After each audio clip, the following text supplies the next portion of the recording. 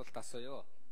Энэ эдийн засаг хямарчаад хямралаас гарах төлөвлөгөө гэж би ойлгоод байна. Хямралын шалтгаанаа тогтоосон уу гэдгийг би мэдэх асуух гэсэн. Хамгийн гол нь одоо манайд Монгол банкны хүн сууж байна л да. Би тэгээ Монгол банкнаас юу гэж асуух гэж байгааг ер нь найдваргүй зээл хэр өндөр байгаа вэ? Хоёрдугаарт нь юу засгийн газрын баталгаа өгсөн компаниудын зээлийн хувь хэр өндөр байгаа вэ? Хэвлэлээр харахаар чинь бондын мөнгнөөс хэд өндөр гарцсан зээлийн өрүүд яригдаад байна л да. Тухайлбал MCS гэх чинь л одоо 600 сая долларч гэх шиг, МАК одоо хэдэн тэрбум долларч гэх шиг ингээ бүр миний бүр толгоонд магтахааргүй тоонууд яриад их юм. Тэгээд бөө өртөө гэж яриад их юм. Энэ өрүүдийн чинь хэрэг засгийн газрын баталгаа оролцсон бол за хувь компани болж яах вэ? Өөр бол чинь орох юм бол нөгөө 17 онд бидний нөгөө үрийн босгочин бүр хэрээсээ итрээ бүр замбраагүй боллоо гэд Монгол улс чинь дампуурл руу орох юм биш үү?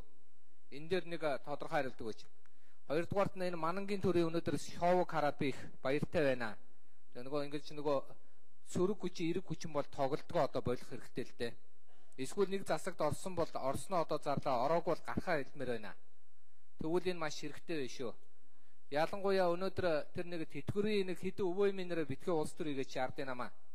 Тэтгэврийн зээл би одоо бас энэ асуултан дотор оруулж асуумаар байна. Тэтгэврийн зээлийн хүүг бууруулъя гэж одоо сүүлийн үед маш их ярьж байна. Манай өргөдлийн байнгын орон дээр чинь нэлээд юм ярьж байна. Энийг чинь бууруулахын тулд тодорхой банкуудтай хилцээр хийж шийддэг юм байгаа үстэй. Эсвэл одоо ингээд намууд нь урайлаад банкуудынх нь очиод хувийн банкуудын арилжаадны банкуудыг очиод хүүнүүдийн болиулах тийм тогтоол могтоол баталчдаг юм уу? Тэр ер нь журам нь ямар байдгийг тэр нэг гацыг хэлмээр байна л да. Эсвэл төрөөс одоо юу гэдгийг банкуудыг дэмжих гээд зөрүү хүүнийхэн мөнгийг төрөөр гаргуулах гэдэг юм уу? Бидэнд гаргуулах тийм боломж байгаа юу? Сангийн яамны хариулж өгөөч. Өөрөөр хэлэх юм бол халамжийн мөнгийг барьцаалж зээл авах ер нь хууль эрх зүйн үндэс байдаг эсэхийг би мэдэхгүй байна. Гэхдээ хүү өндөр байгаа тохиолдолд бууруулыг бол төрөл үүрэх гэдэг шүү дээ. Тийм даацыг ер нь даах боломж хэр байгаа вэ? Өөрөөр хэлэх юм бол хувийн банкыг та мөнгөө одоо битгий мөнгө аваад битгий ашиг олоод гэж хэлэх чинь хэцүү шүү дээ. Эсвэл энэ банкуд чинь дандаа нөгөө улс төрчдийн кармад байдаг гэсэн тэд нар худлаа ингэж ахмадуудаар шоу хийгээд төрөөс бас зөрүү мөнгөний өгүүлсэн нэртэй ингэж одоо юу гэдгийг хоёр давхар тоглолт хийх гээд байна уу? Энэ яг бодиттой мэдмээр байна. Дээрээс нь энэ макро болон микро одоо юу гэдгийг төвшөнд өнөөдөр ойрын болон хэтийн зорилго гэдэг нэг юм хүснэгт энэ дотор явж байна л да. Энэ ер нь хэр зэрэг судалгаатай төлөвлөгөө юм бэ? Тэрийг мэдмээр байна л да. Энийг бас нэг тодорхой хариулж өгөөч.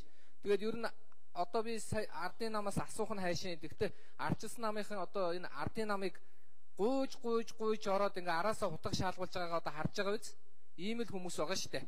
Бүр сайхан бэлэг сайд юу өгсөн гэж би ойлгосон шүү дээ. Уучлаарай та нараас байхгүй л ерөөсөө амьдрал сүрлээ гэж хэлснийхээ арыг одоо та нар амсаж шүү. Ийм л байдаг байхгүй юу да. Монгол ардын хувьсгалт намыг ч гэсэн эдгээр хутга шааж эцэст нь юу болсныг та нар мэдж байгаа. Өнөөдөр бол нэг угшилтаа мөртлөө л ингэж яваад байгаа шүү бид нар. Тийм учраас нөгөөдөл маань ахмадуудын хайрыг татах гэж явж байгаа бол эндүүрлээ. Та нарыг ахмадууд ойлгоцсон байгаа. Өнөөдөр олигархууд гэдэг чинь мэдсэн байгаа. Тийм учраас өнөөдөр засгаас гарахаа албан ёсоор зарлуул би ойлгоё.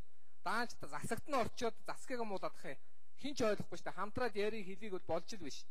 Ийм учраас шударгаас эвслийг гаргаж үг хэлүүлэхгүй бол энэ чинь ерөөсөө манангийн шоу гэж албан ёсоор ард түмэн харна шүү. Баярлалаа.